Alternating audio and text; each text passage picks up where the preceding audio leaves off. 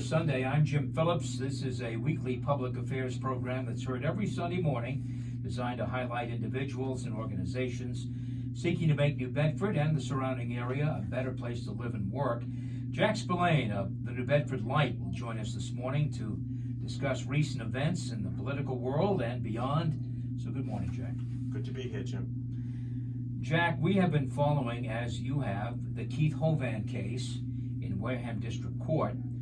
He is the South Coast Health president who was given a leave of absence after his arrest on domestic violence charges.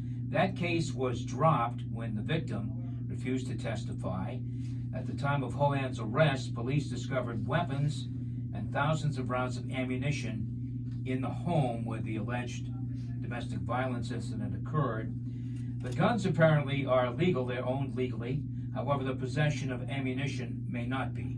A probable cause hearing in Wareham District Court was to determine whether to bring charges against Hovan.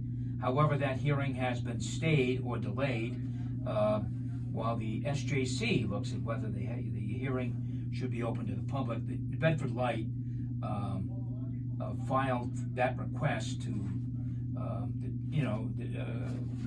put the hearing or make the hearing be a public hearing. So talk to us a little bit about that. Yes, we're hoping to get a decision on that by tomorrow. The New Bedford Light felt that that was a matter of public interest, so we filed a public records request asking that the hearing be opened up. One of the justices on the SJC agreed to look at it, and that's what's going on now. We felt that Mr. Hovind is a public figure. The ammunition was a matter of public concern, and that it should be open. The clerk magistrate, a man named Darrell Manchester from Wareham District Court, had ruled that it was closed because it was separate from the domestic violence charge. It was unrelated to it, and he deemed that there was not a public interest. We think that there was, so we'll see what the court says. I don't think there's much doubt that Hovan is a public figure. I know his attorney has tried to claim that he is not a public figure, he's not a political figure, for instance, but he is a public figure. He's running the largest healthcare system in our region. I'm not a lawyer, but my understanding is that a public figure is not limited to political figures. People who are in the business world or entertainment world, of course, are public figures. He's very visible, not only in the newspapers and the media, but just in everyday life in South Coast. So I think he is a public figure, but the court may decide differently. We'll see what they say. You recently wrote a column about the inauguration of the city council and others. City council, one of my favorite topics. You were critical, really, of the pomp and the circumstance surrounding that event, including the limo rides that the councilors apparently got from City Hall to the Criterion Theater. Tongue-in-cheek, I'm asking, you don't want anybody to have any fun, Jack? I know, an old killjoy, here I am. So that column started out with a tip about the limo rides. It was not from one of the councilors, despite much speculation on the council that it was one of their own who, quote, turned them in, which bothered them to no end as far as I could see. The tip came from elsewhere. I think that the limo was a bit much. And I began that column writing about the limo and how it was different than, say, a barge for the fireworks, where the whole community benefits from that. Now, you can argue that the community benefits by having pomp and circumstance for the inauguration, but you can also argue that only the councilors are riding in the limousine. And it had never been done before. It had always been a bus or a van. I think one year they used the trolley. But the more I dug into it, I said, well, let me look at this. Is the pomp and circumstance justified? And I began to see that most elected bodies, for the legislative body, not the mayor or the president or governor, they hold the inauguration right in the legislative body. And that includes the U.S. Senate, it includes the House of Representatives in Massachusetts. They just are inaugurated where they serve. And in all honesty, this year I think there were well less than 100 people there at this inauguration, where you had the whole Keith Middle School being heated, and I don't know if they turned the heat on just for that, but the whole shebang moving over there, when the council chambers would easily hold 60 people, I think, with the balcony. And they didn't do it. So I thought, why are we carrying on this way? By the way, they do pay for the invitations printed, the flowers, but why are they getting the limousines for free? And limousine companies, as we know, do have occasion to go before the city for business. So yeah, that's going to bring us to another question later on in our program here. But clearly, I didn't realize that was the first time that's happened, that they had. As far as I for could the determine, city council, we're talking now. Limousines. You Yes. mean? As far as I could determine, it was limousines. I asked, all my sources, in the council, did anybody remember? I asked some former councilors, did anybody remember a limousine being used? And what I got back was that, at least in the last 22 years when I've been here, they've used buses, vans, the trolley. Yeah.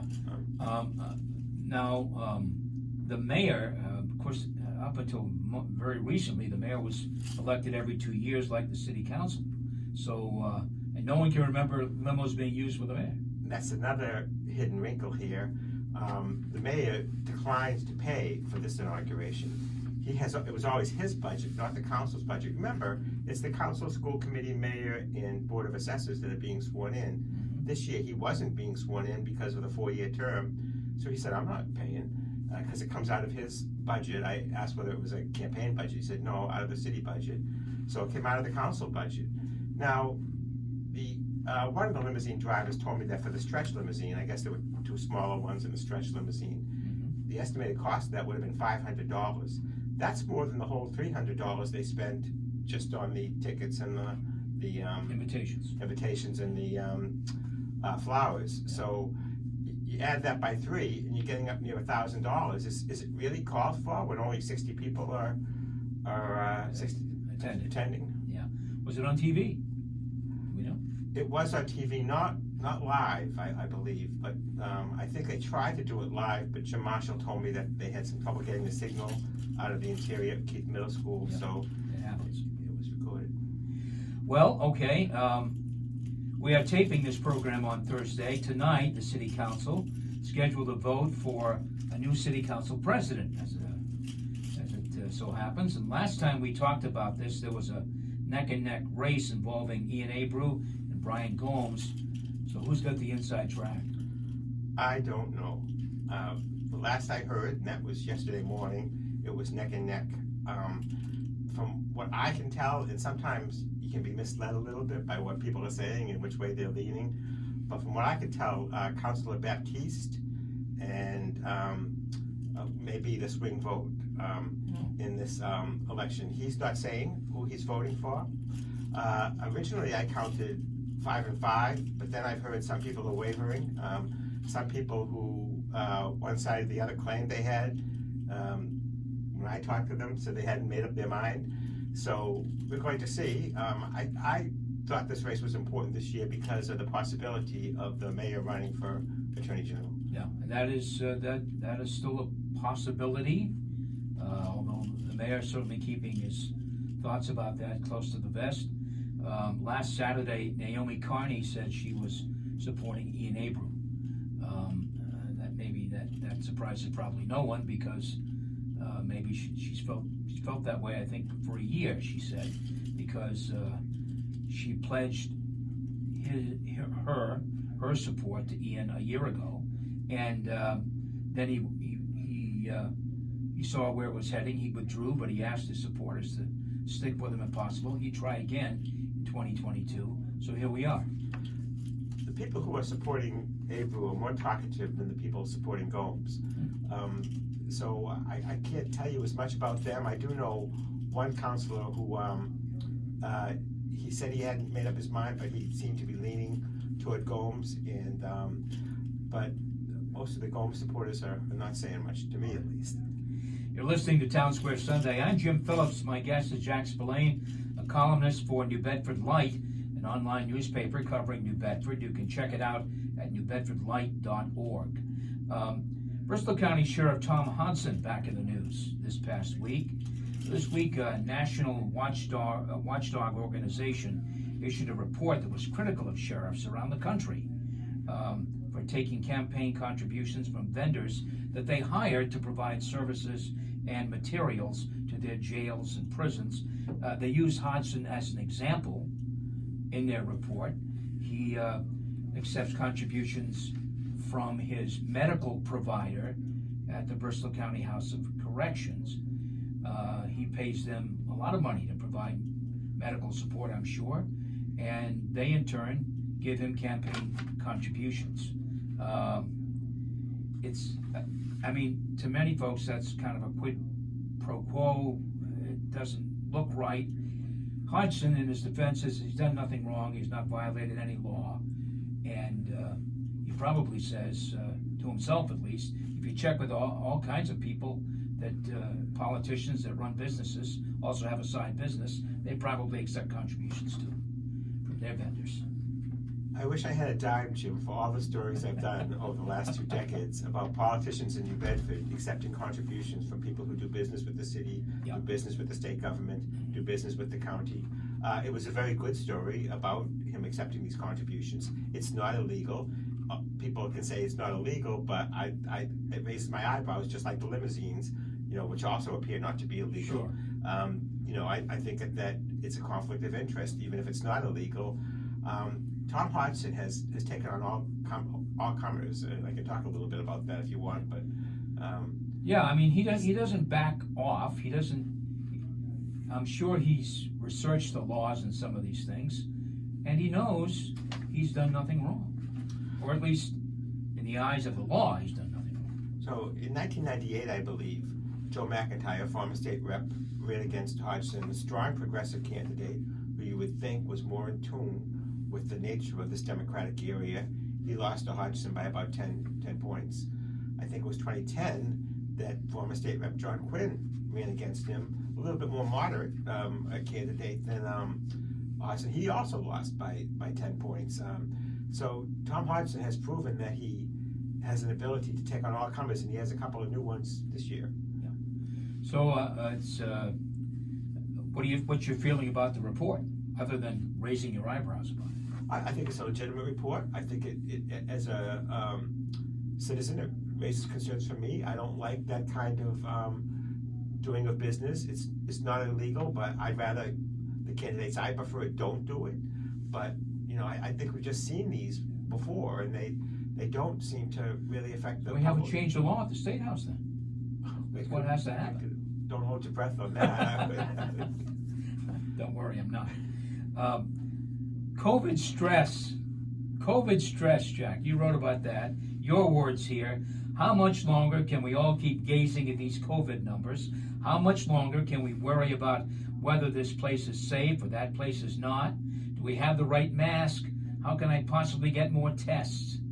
All your words, Jack, and also true. Well, I'll confess, I'm stressed out after almost 2 years. I don't know about anybody Yeah. else. Like, first you think this mask is good. First you're told you don't even need a mask. Then you need this mask, and that mask isn't good enough. You don't need to test. Oh yeah, you should test. And the latest is that visitors are being from the hospital, and you hear that Omicron is not as deadly as some of the other variants, but it's spreading so easily that they have so much of it that they can't keep up with what the hospital needs to do. It's just a mess. Yeah. How do you get rid of COVID stress? Nobody's told us that, have they? Yeah. I think, they say it's going to be endemic, and that maybe we'll get a shot every year, those who want to get the shot every year. It just seems like it's been a long time, and I, for one, wish it was over. Yeah, me too. Well, Jack, I was checking out New Bedford Light this week, and actually Facebook Live, and I was surprised to see you moderating a panel discussion on the arts in New Bedford. And you seem to be having a real good time about it.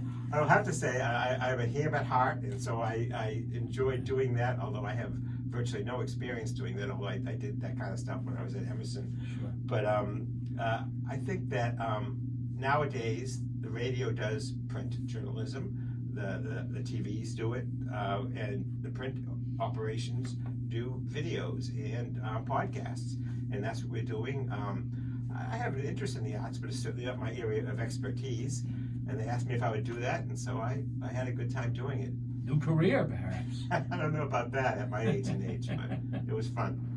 Well, speaking of the arts, the director of the New Bedford Art Museum, Ashley Ochinko, had been hired to fill a position in Fall River as the executive director of the Fall River Arts and Cultural Coalition. I thought she did a pretty good job with the art museum, using some exhibits really to attract people who don't often visit the art museum. I'm talking about minority folks. Maybe they didn't feel welcome, whatever the reasons were. But she brought in some exhibits that I think welcomed all people. The Ruth Carter exhibit, and also the Pete Souza exhibit, the Obama photos, which I thought was a wonderful get, not only for the art museum, but for the city of New Bedford. So good luck to her. Yeah, I agree with you 100%. I thought it was a big loss for the city. I went to both those exhibits, and I the Ruth Carter exhibit in particular just blew me away with some of the things about the movies that she worked in. I thought it was something that was not too highbrow. I thought she did a wonderful job there, and I hope she has success in Fall River. Yeah. Well, the region. I mean, that's what it really is for the region. For those who don't know, Jack, how can they find New Bedford Light? How do you get it? Someone as computer fumbling as me just puts in Google New Bedford Light, L-I-G-H-T, not L-I-T-E, and it'll come up for you, newbedfordlight.org. All right, there it is, right there. That's how you get to it. My thanks to Jack Spillane of the New Bedford Light for his periodic visits to our program, and today's visit too. Stay well. We'll see you again soon. Okay, we'll see you next time, Jim. Yeah. Stay with us. Town Square Sunday returns in just a moment.